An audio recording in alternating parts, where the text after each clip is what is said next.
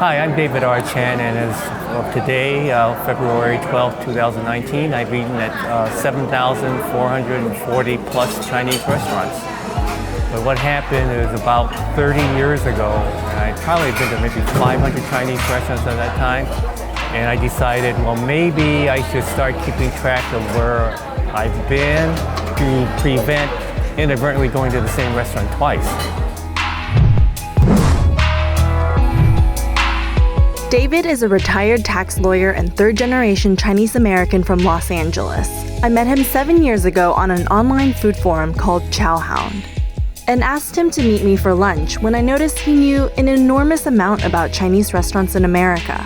He told me he had this massive list of restaurants accumulated over the years.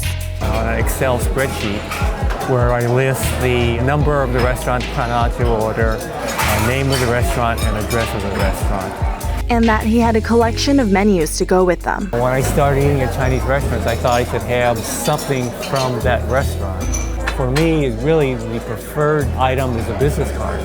But some restaurants don't have business cards, they have menus. So basically these are menus from places I went to that didn't have a business card. And so I ended up writing an article on him and drew attention to his list.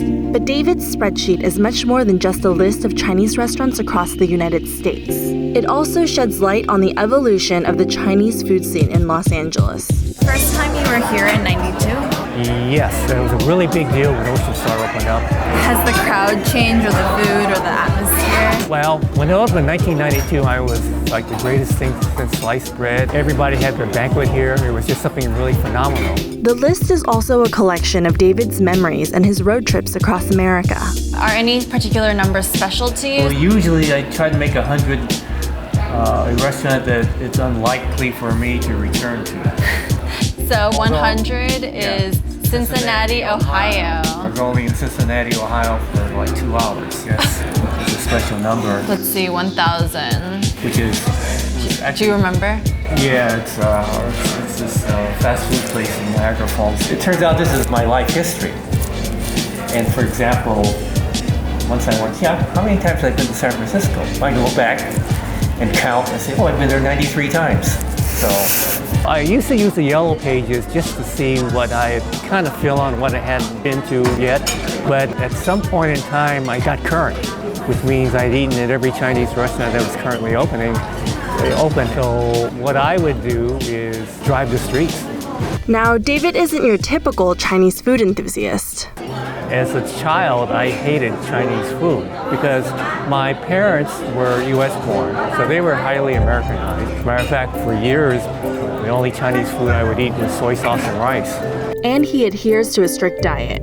My entire adult life has kind of been on a low cholesterol, low sugar diet. And he doesn't know how to use chopsticks. Hi, can I have a fork, please? Just one? Yeah, one fork. Okay, thank you. I like how they thought it was for me. It's just my fingers don't work properly. I have a year-and-a-half-old grandson, and he's got training chopsticks, and he can use them. But I can't even use training chopsticks. So why did he create this enormous list of Chinese restaurants? And in my last semester as an undergraduate at UCLA, they offered the first, what we would call now Asian American Studies. Back then it was called Orientals in America, so you can see how things have changed. I was just totally fascinated by the fact that the Chinese in America had their own history. So really my introduction to Chinese, interest in Chinese food had nothing to do with food. It had to do with ethnic pride and awareness and things like that. While David's spreadsheet includes restaurants from all over the United States, the bulk of them are in Los Angeles County, many of which he's visited within their first year of opening.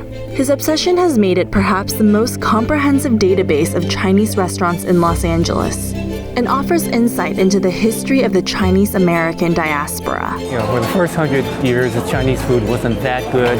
It was the food that people from Toisan brought to California. A quick history lesson. The first wave of Chinese immigrants in America came from Toisan, or Taisan, to California fleeing poverty and war. They worked as laborers and because of housing discrimination were forced to settle in urban slums now known as Chinatowns. In 1882, the Chinese Exclusion Act denied them citizenship and prohibited even more immigration from China. With the limited ingredients available to them, they invented rustic comfort food dishes like egg foo young and fried wontons. In 1965, the Immigration and Naturalization Act abolished exclusions previously set against Asian immigrants. In 1972, a realtor named Fred Shea began heavily advertising the San Gabriel Valley in Hong Kong and Taiwanese newspapers. He called it the Chinese Beverly Hills. And in came a steady stream of middle to upper class immigrants from Hong Kong and Taiwan who were leaving Asia in droves. These immigrants had more spending power than their Toisan counterparts. And the San Gabriel Valley, a suburban enclave in Los Angeles County, became home to one of the most robust Chinese food scenes outside of Asia. You had the first authentic Hong Kong-style restaurants come to San Gabriel Valley in the mid-70s, and they kind of gradually, more and more of them opened. In the early 2000s, mainland China became wealthier, bringing in a wave of immigrants to Los Angeles with more refined regional Chinese specialties. So right now we're in Bistro Na. Let's see what number that is. 7,076. So that was a couple years ago, right? Yes, it was a couple years ago.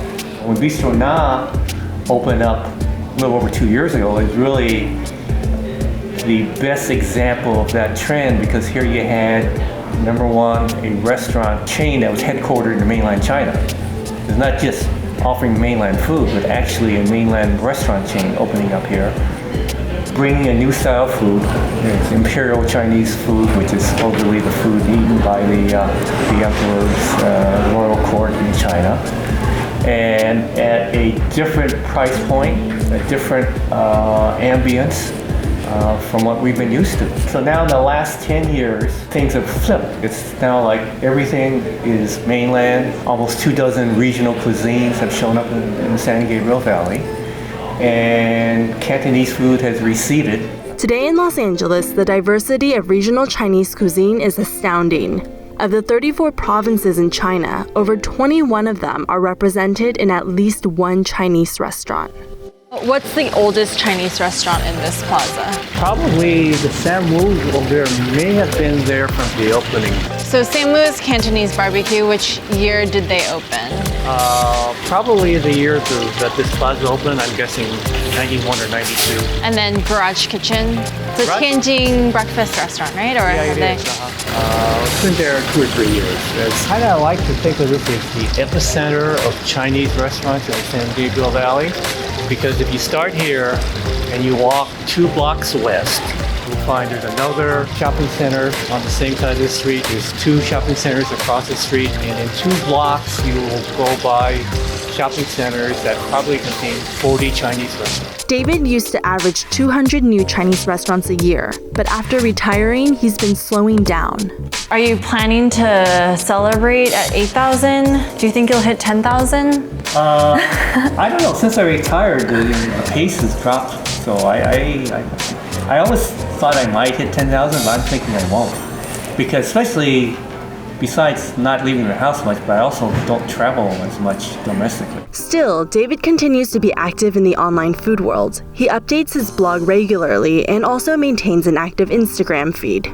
And of course I had to ask, after 3 decades and 7,000 plus restaurants, where is his favorite place to eat? My favorite restaurant is actually in Dragon Bowl in San Francisco. Their dim sum is the best I've eaten in the United States. Because generally speaking, LA, Chinese food beats San Francisco and New York.